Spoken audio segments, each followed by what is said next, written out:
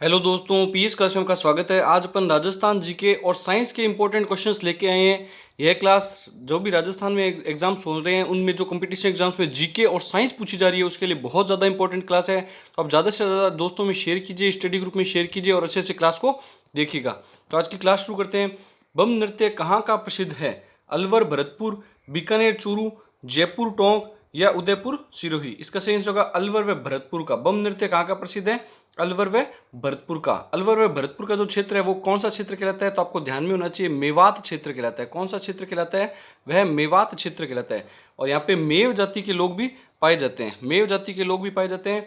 और यह नृत्य, बम नृत्य जो है यह होली के अवसर पर किया जाता है। किस अवसर पर किया जाता है? तो आपको ध्यान में होना चाहिए, होली के अवसर पर यह नृत्य किया जाता है। और राजस्थान पुलिस कांस्टेबल, रीट और उसके अलावा पटवार वगैरह जिसमें भी साइंस के पोर्शन आता है वो पोर्शन भी अपन कवर करने का एलडीसी हो गया। जैसे इनमें सभी में साइंस का जो पोर्शन आता है, सीईटी, सभी में जो साइंस का पोर्शन आता है उसको कवर करने का अपन प्रयास करेंगे। नेक्स्ट क्वेश्चन देखिएगा। लांगुरिया नृत्य किस देवी के आराध्य में किया जाता है? वेरी वेरी इंपॉर्टेंट लगा लीजिए, ये भी बहुत बार रिपीट हो चुका है क्वेश्चन। इसका सही आंसर बताइए। केला देवी, करणी माता, जीण माता, शाकंभरी माता। इसका सही आंसर क्या होगा?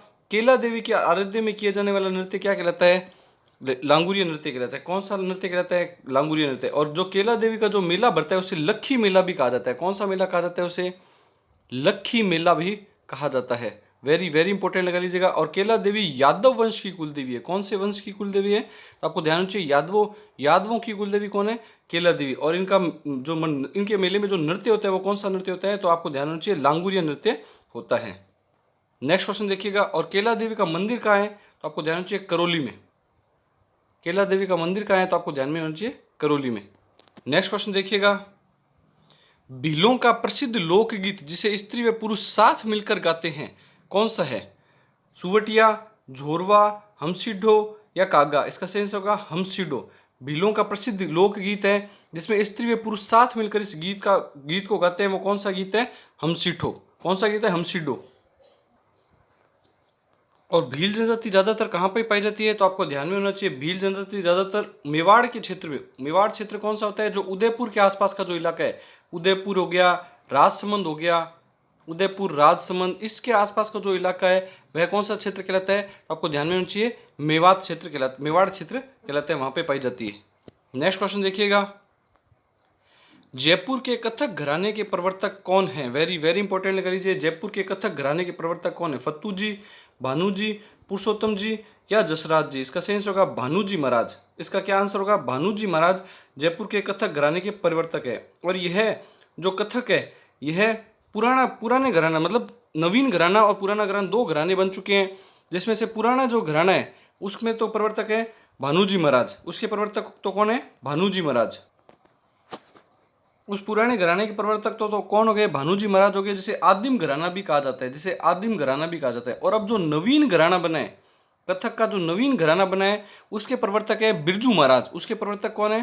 तो आपको ध्यान में होना चाहिए, बिरजू महाराज। बिरजू महाराज। जो आदिम घराना था वो राजस्थान से बिलोंग करता था, जयपुर से। और भानुजी महाराज भी का संबंध भी कौन से जगह से हो गया? जयपुर से। तो जयपुर के कथक घराने के प्रवर्तक जिसे आदिम घराना बोला जाता है उसका तो है भानुजी महाराज। और जो नवीन घराना है वो बिरजू महाराज से संबंधित है, जो कि लखनऊ का है। जो कि कहाँ का घराना है? तो लखनऊ जिले, लखनऊ का है ये। नेक्स्ट क्वेश्चन देखिएगा। ऊंट की खाल पर चित्रांकन किस शैली की विशेषता है? वेरी वेरी इंपॉर्टेंट लगा लीजिएगा, काफी अच्छा क्वेश्चन है और बहुत बार आ चुका है ये क्वेश्चन भी। मेवाड़ शैली, मारवाड़ शैली, किशनगढ़ शैली या बीकानेर शैली। इसका सही होगा बीकानेर शैली।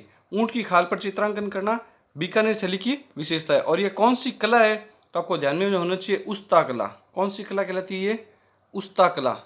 वेरी वेरी इंपॉर्टेंट लगा लीजिए, ऊंट की खाल पर चित्र बनाने की कला उस्ता कला कहलाती है। और इसके प्रसिद्ध कलाकार कौन है? हिसामुद्दीन उस्ता।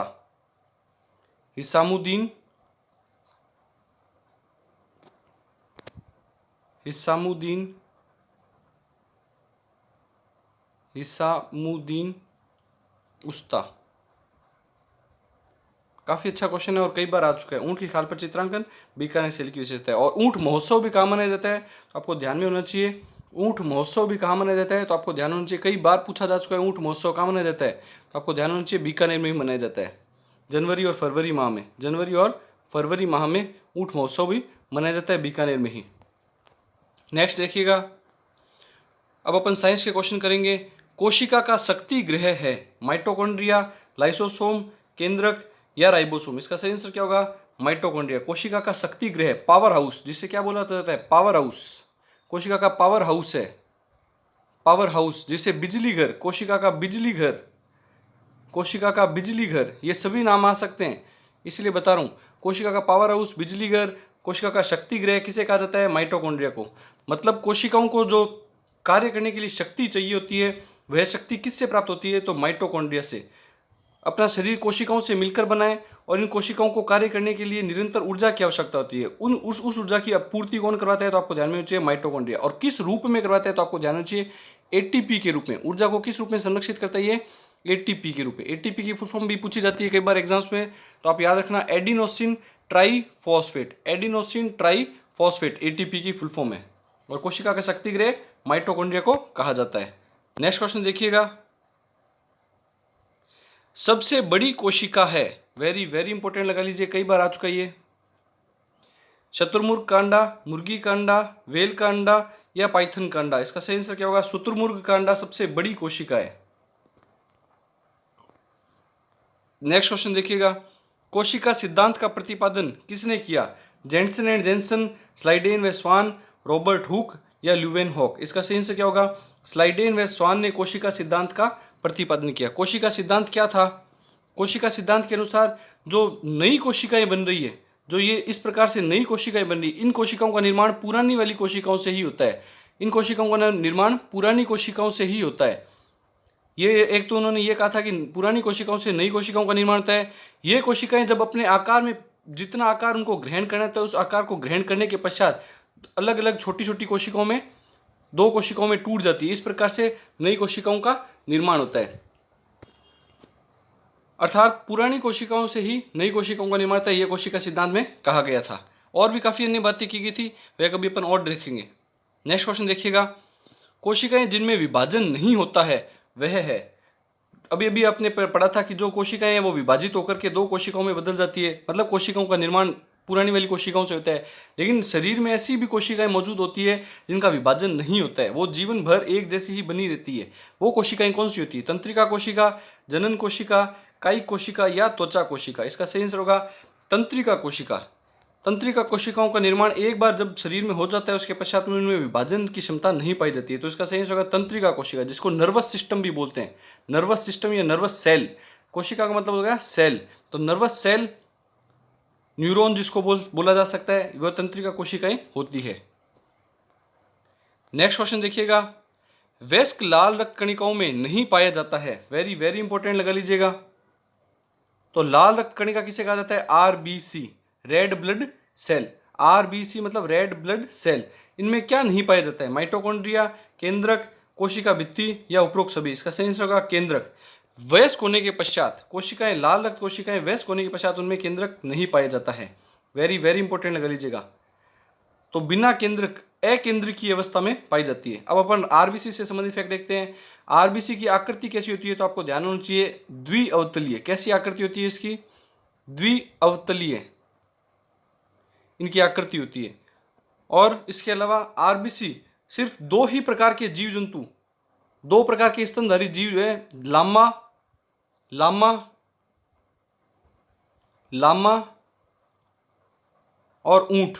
इन दो स्तनधारी जीव जंतुओं के अंदर आरबीसी में केंद्रक पाया जाता है। ये भी कई बार अपवाद स्वरूप पूछे जाते हैं, क्योंकि ये दो अपवाद हैं। तो इन दोनों जीवों के मतलब आरबीसी के अंदर क्या पाया जाता है? केंद्रक पाया जाता है। बाकी सभी स्तनधारियों की आरबीसी में केंद्रक वयस्क होने के पश्चात में अब्सेंट हो जाता है, मतलब उपस्थित नहीं होता है। उसके अलावा आरबीसी का कई बार जीवन काल पूछा जाता है। तो आरबीसी, रेड ब्लड सेल का जीवन काल कितना होता है? लगभग 120 दिन, लगभग 120 दिन का जीवन काल होता है। ये सारे फैक्ट आपको अच्छे से याद होने चाहिए। आई होप जो भी मैंने आपको जीके और साइंस के क्वेश्चन करवाए हैं वो आपको अच्छे लगे होंगे। अच्छे लगे तो ज़्यादा से ज़्यादा दोस्तों में, स्टडी ग्रुप में शेयर कीजिए और कमेंट करके बताइएगा आपको वीडियो कैसा लगा, और चैनल को लाइक, शेयर और सब्सक्राइब कीजिए। Thank you.